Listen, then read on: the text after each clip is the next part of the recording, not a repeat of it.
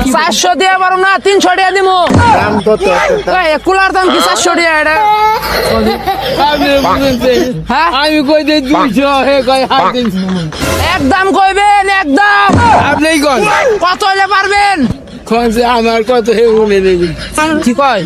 জোরে কোন কানে কোন? নিবেন কোনটা এই কুলা এটা কত? 220 আর ওইটা হলো 120 দাম কইতেছি আপনি তো কানে কম নেন এইটা হলো 120 একদম দিমু একদম কম। আমি দামি লোক না, ঠিক আছে? 350 টাকা পাইবেন।